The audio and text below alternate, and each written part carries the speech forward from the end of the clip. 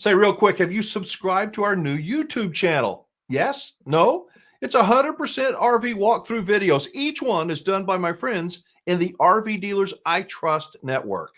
This is the only channel on YouTube, the only channel I know of that has both new and used RV walkthroughs, not just from one RV dealer, but from a variety of dealers, all of which, as I mentioned, are in the RV Dealers I Trust network. A link to the new channel is in the description down below. I hope you'll check it out.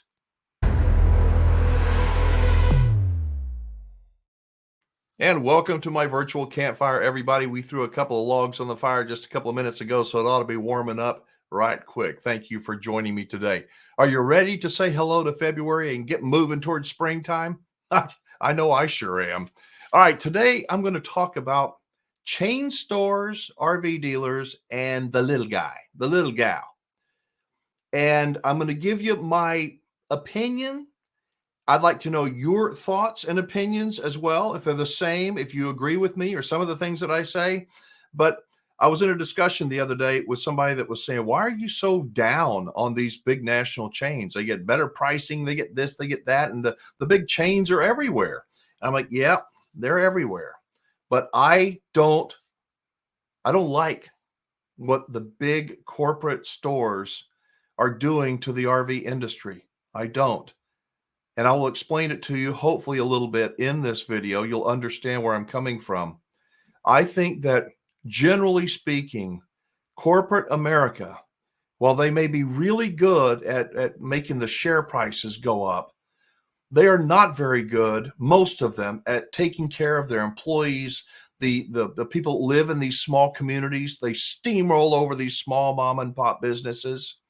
And as an example, if you're an RVer and you travel, I travel a lot. If you go to small towns where there's a Walmart or there's a bakery or a hardware store or, a knick-knack shop, which one would you prefer to go to?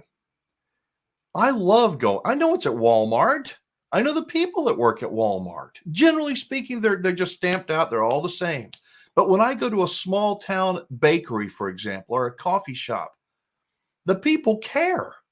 They seem to care. And why? Maybe because they actually own the place or their family owns the place. They're local people. Are the prices the best? Sometimes they're pretty close, but the service is so much superior. Generally speaking, is the selection of products as good, as broad as it would be at a Walmart? No way. And it never will be. And if all you want is the biggest selection and cheap stuff and get out of the store, probably a big discount store is where you want to purchase. But I started the RV Dealers I Trust network to try and help these little dealers survive. They're being crushed. I'm going to read you a story that makes me feel so good. I'm going to give this guy a huge plug, and I don't have a clue who they are. But I think you need to hear this story because it makes my heart feel good. The RV dealers that I trust are small, little, typically mom and pop, family owned, family run dealerships that have been around for a long, long time. They're not like Lazy Days and Blue Compass and Camping World and General. They're not. They all sell RVs. They do. When I purchased a hunting ranch many years ago, I didn't have any money. I mean, I had a little bit. I barely could afford to buy this ranch. And how was I going to compete with these rich oil people? And in Texas, there's a lot of rich oil people, and most of them own these big ranches. They got big lodges and big deer and big. But you know what they don't have? They don't have me. And I said, if I'm going to compete against those people, I can't have as big of a place. I can't have the fancy wine and all the fancy trucks and all that crap. But you know what? They can't have me. I'll outwork everybody. And that's what independent, small mom and pop businesses do because they care and because they have to. Yet the big companies come in and take advantage of these small guys, buy them out for pennies on the dollar. Some companies make a lot of money. I think the dealerships that got bought out over the last couple of years, some of them made a lot of money. I made a lot of money when I sold my campground. But I think that what these mega dealers are paying to buy RV dealerships now from the mom and pops is not nearly what it was a couple of years ago. I'm going to jump into a story here about Camping World. Camping World has these, Marcus Lemonis wants to blow this thing up. He wants, I don't know how many stores, 300 and something stores. And he's on his way to doing that. And the MO typically, as I see it, is he goes in, he finds these small family dealerships that have been around a long time. They built a lot, have a good customer base, good employees that have been there for years and years and years. And he goes, I can take that one. And then he throws up the American flag, and guess what the employees do? They suffer. Guess what the local community does? Many times they suffer because the change to the corporate mentality. This is one about Camping World tried to buy out this dealer and thought they were going to do it. The dealer said, you know what? No way. This is from RV Travel back in January, earlier in January. Camping World takeover turned down. Wyoming dealer says, no, thanks. Is a Camping World march to domination inevitable? Marcus Lemonis, the company's CEO, makes no bones about it. He wants the company to have 320 locations in the U.S. by 2029. Last July, Lemonis sent out yet another media release touting another capture, this time in the Cowboy State, Wyoming. But in what must be major chagrin for Lemonis, the Camping World takeover got a major rebuff. Sonny's RV near Casper, Wyoming, rethought the offer and called it off. It says target family RV operation. Like a lot of Camping World's targets, Sonny's RV started out as a genuine family operation. I read a little bit on Sonny's and Sonny's RV. Sonny started it back in the 1990s. Family run, small little place, and he's put his heart and soul, and he's grown this into a very, very good local and regional area RV dealership. And people love him. His employees love him. They love working there. And here comes Marcus and his bag of money, and he says, I'm going to do this, whatever he promises. And it's hard to resist. I mean, the guy's a billionaire. It's hard to resist somebody that brings a bag of money to you when you work so damn hard your whole life. So he goes to Sonny's RV. He says in the late 1990s, Sonny started his own dealership, Sonny's RV Sales. It wasn't anywhere close to a Camping World size operation. Son Mike recalls he started with a handful of RVs, 2 acres of land, and a shop and a sales office. But things grew from there. And back in the 90s and 80s, when many of the dealers that I work with were kind of starting out, the competition was not as great. The world was a different place, obviously, and people were small. And they started small, but they grew. They gave quality and a wonderful experience and value to their customers. And guess what? The customers returned. They did. And they told their friends and their neighbors, and then they came and they bought RVs, and they grew and they grew and they grew. But around 2000, after the dot-com bubble, around 2008, after the financial meltdown, corporations said, wait a minute, we can go in and we can start.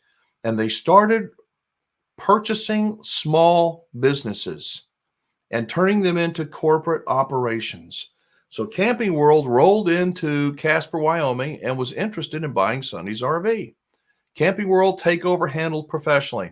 Now, Sonny, according to this article, is not upset at all. He just he thought about it, was interested in it, and he said, no thanks. All that growth didn't go without attention. Last year, Camping World came calling on the Roans dealership. Was a Camping World takeover in the making? He recalls having multiple telephone conversations and Zoom video conferences with Marcus Lemonis. The Camping World CEO also came by the Wyoming dealership. Camping World staffers made repeated visits over a 2-month span, recalls Mike Crone. Everything was handled professionally, no different than negotiating any other deal. But this was probably a big deal, a very big deal. I've heard from other RV dealers that this is the MO. And there's nothing wrong with it. I mean, hey, you want to get 320 something stores, you got to buy something. And it's easier to go down and buy somebody than start over again.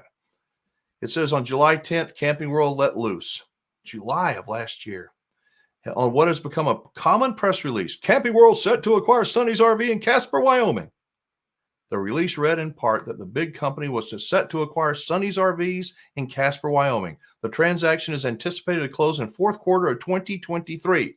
Lamonis added, Sonny's RVs is one of the marquee operators in our industry. And together with our newly opened Cheyenne location, we are driving towards the #1 spot in Wyoming. Well, why do you think Sonny's was what did he call it? One of the marquee operators in our industry. Not because it was owned by a big corporation. It was owned by a family that was there every day. To me, that matters. I'm gonna go on here in a second. You know what? Let me finish this up. It says, but the wheels fell off Lamonis's drive towards that #1 Wyoming spot earlier this month. Casper, Wyoming media outlet Oil City News had this announcement. Casper's Sonny's RV will remain family owned after a potential sale to Illinois-based Camping World was called off, read the paper. After announcing the potential sale last July, Sonny's RV general manager and owner, Mike Rohn, said the family ultimately decided to remain local. I don't know these people, but here's what I think. I think that if Sonny only cared about money, he would have said, thank you, Marcus. See you later. And he would have gone off to the Bahamas, drinking, what do they call them? Mai Tais on the beach. What would have happened to his employees? What happens to a lot of company employees when they get taken over by a corporation? They are no longer comfortable. Their jobs are put in jeopardy. They've got quotas put on them. They have to change the way they do business. And maybe that doesn't matter to you. Let me know if it matters to you. Do you care if the family mom and pop dealership survives? I certainly do. I think the industry, we need choices. What's going to happen when you have to buy from a chain dealer, and then you got to go have it serviced by a chain dealer? How good is that going to be for the industry? I think that many people bought an RV when they shouldn't have during the pandemic. They shouldn't have. They got caught up in the FOMO, the YOLO. They got caught up in everybody's got to, and they made a mistake. And they got their faces ripped off financially by some of these chain stores. They won't be able to buy again for a long, long time. Is that good for the RV industry? I don't think so. I think we need mom and pop, small dealerships to keep those other guys honest. I built a thriving, profitable, good ranch. Damn near killed me. I did the same thing with my campground. Damn near killed me, but I was willing to invest the time like every good business owner and entrepreneur will do. They'll put in the time. Corporations move the dollars around, call this, that. Now you're going to put a quota over here and not all of them, but most of them. And I don't like that personally. This channel is not about getting you to agree with me. You might. Hopefully you agree with some of the things I say. But it's to get you to think.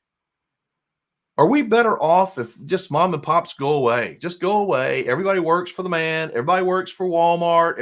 Get rid of the mom and pop little local shops. Let's just put a big old Walmart in every single store or every single town.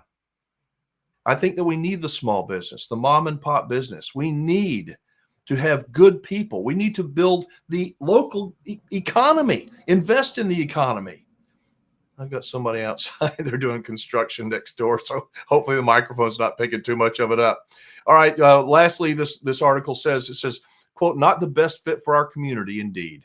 We asked Mike Rohn for a little more insight on the family decision that led to the Camping World takeover turndown. Rohn told us, when Sonny and I entered negotiations with Camping World, our focus was how this is going to affect our employees, customers, and the local community.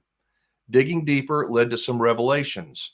Our employees had several months to process the fact that they were going to work for the largest corporate dealer in America. And in the end, they voiced their concerns of wanting to continue to work for a locally owned family business. Additionally, the Rohn family felt Camping World just didn't have what it takes to look after our local communities. Do you think that the Rohn family did the right thing? I salute Sonny's RVs. They're not a member of the RV Dealers I Trust Network, but maybe they ought to be. I encourage you, if you're going to buy an RV, shop around. Give the little guy, the little gal, an opportunity to earn your business. They will be there, not just to smile at you and take your money from you. They'll be there after you buy your RV. I know a lady that owns an RV dealership out in Albuquerque. She's amazing. She's amazing. She's right next to who? The big boys. Right, literally right next door. And I'm telling you, I would, even if I paid more money, and I don't think I would, I'd pay more money to that woman than I would to the chain dealer, because I know she is going to be there every single day. She actually is there every single day. But that's the way it is with many of the RV dealers I trust. I'd like to know what you think about this. Do you think it matters at all? Do you think that the big American flag and 50 locations or 200 locations or whatever is going to make sure that you have a better owner experience? Or do you think that the industry needs these small mom and pop shops? We need them. I think we do. I'd love to hear your thoughts. Drop a comment down below if you would. Thank you so much for watching. Let's say goodbye to January and hello to February, and camping season is right around the corner for many of us. Appreciate y'all for watching. I'm Alan Warren, the RV Wingman. Be safe, have fun, play nice, and don't leave your good manners at home. I'll see you next time. Bye-bye, everybody.